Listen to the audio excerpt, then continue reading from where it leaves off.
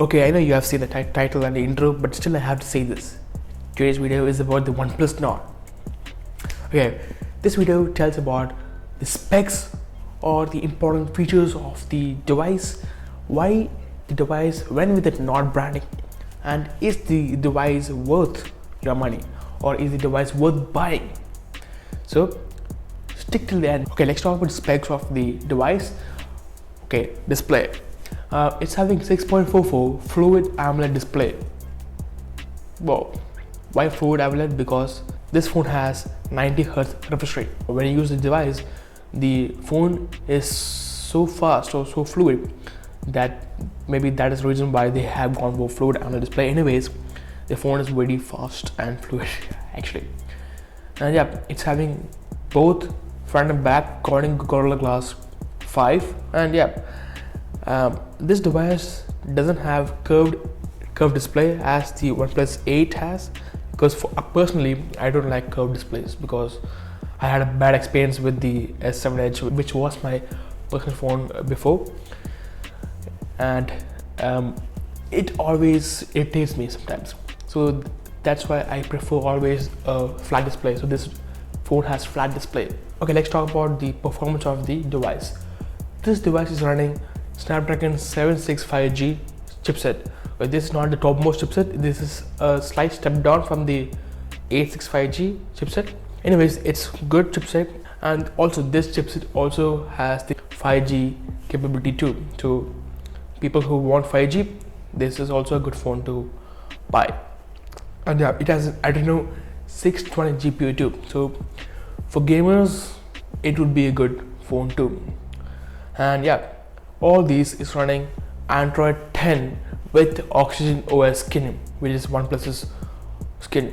Okay, Oxygen OS is kind of similar to Google's stock skin, but still it's good. The skin is good. And yeah, let's talk about the storage capability of this phone, because that is one of the biggest aspects that people have in their mind. Storage.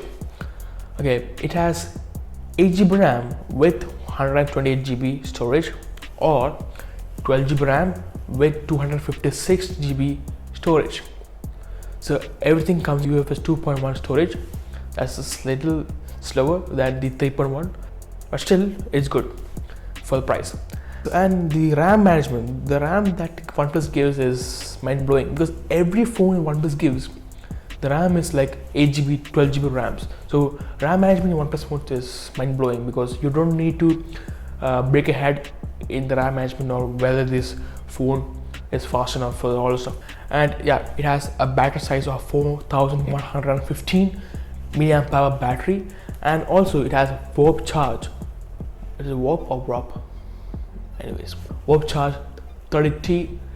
So this is one of the fastest chargers out there. If you like a video, don't forget to press the like button, and yep, also subscribe to the channel. And next to it, there's a bell icon. So if you press the bell icon, you'll be one of the first person to know about the latest video that we post. And also share our video to your friends and families. Anyways, let's go back to the video, shall we? Okay, let's talk about the camera of the device. Okay, this device has 6 cameras. Wait. No, that's not what you think. This device has 4 cameras at the back and 2 cameras at the front. So altogether 6 cameras. That's what it is. Yeah.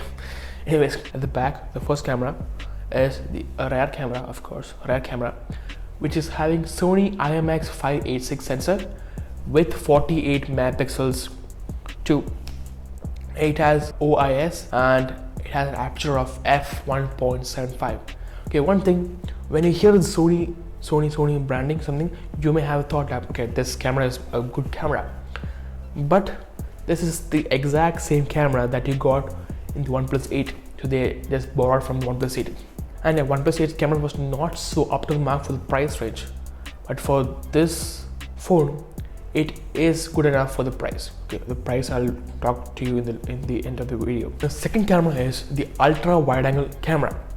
It has an 8 megapixel, what, just 8 megapixel, and it has f2.25 aperture too, and the wide angle view is almost 119 degree wide angle, so you can get pretty wide images, you know.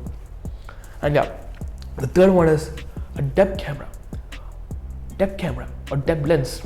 Why do you need a depth lens? Anyways, it has a 5 megapixel depth lens with f2.4 aperture too. And the fourth one is a macro lens. It has 2 megapixel macro lens with f2.4 aperture. One thing. Most of the people would use the first two cameras, which is the primary camera and the wide angle camera. And sometimes people also go for macro photography. So those people want a macro lens. But the depth camera actually is useless, I guess.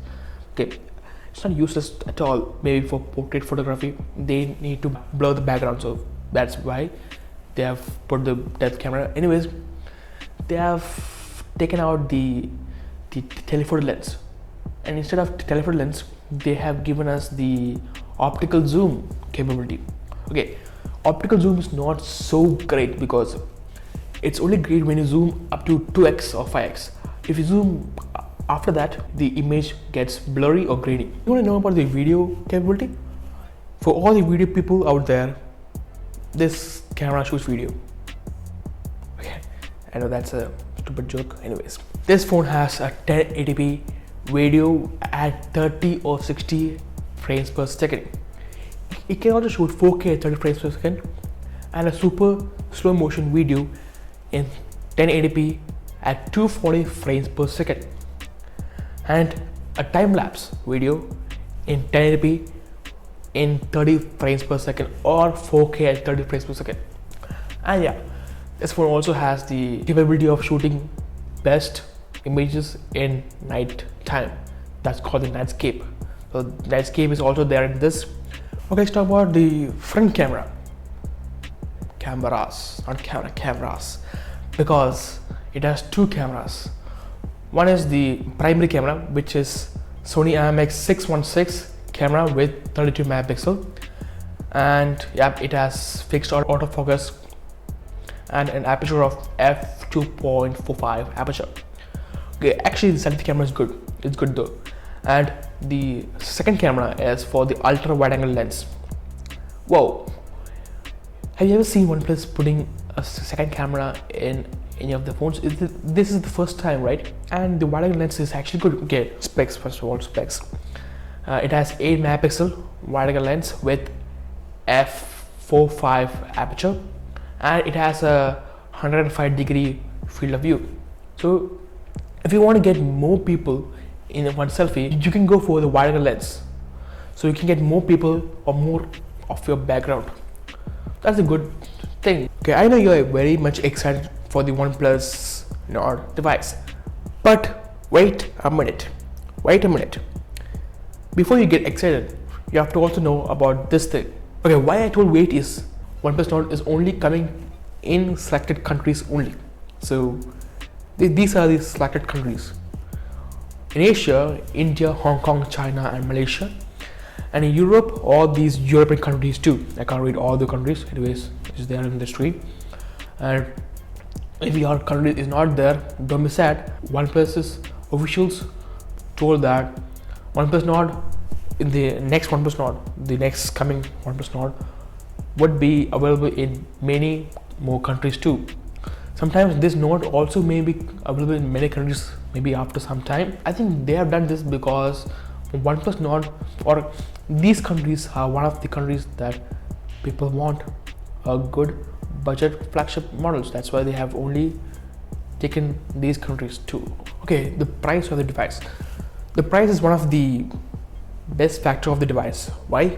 Okay, let's go to the price. In Europe, for the 8GB with 128GB storage, it comes around 399 euros, and it comes around 27,999 rupees. That's good, right? And for the 12GB RAM with 256GB storage, it comes around 499 euros, or it comes at 29,999 rupees.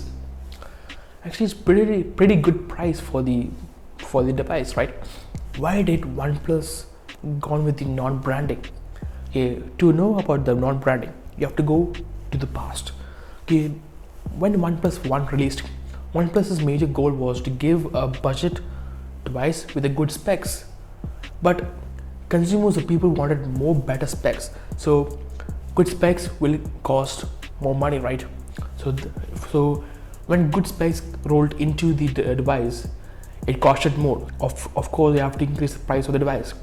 So they kept on increasing. They made OnePlus 8 Pro as the flagship device, which competes the Samsung and iPhones in the market. But they also rethought that why they had made the OnePlus brand. It was for the budget people, right? So that is why they have made it non-branding. So non-branding is purely for the budget people. They are told that the Nord device would be under $500. Okay, I know it's not coming to US anyways. Under $500 or 500 euros. So I guess they won't increase the price. I guess. Hope so. I think OnePlus is going for the right direction. I want to know what is your thoughts. So you can always comment down below your thoughts. Anyways, thank you for watching, and I'll see you guys next video. Bye bye.